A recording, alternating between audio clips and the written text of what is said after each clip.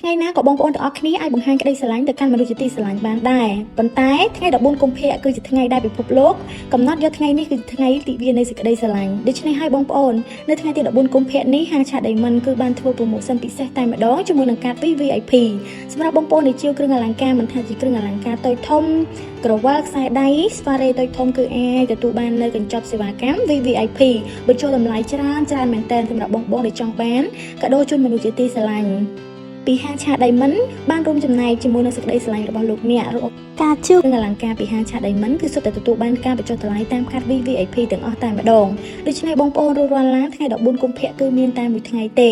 ហើយបន្ថែមជាមួយនឹងការវេចខ្ចប់កាដូជាពិសេសជូនមនុស្សជាទីស្រឡាញ់របស់បងប្អូនទៀតផង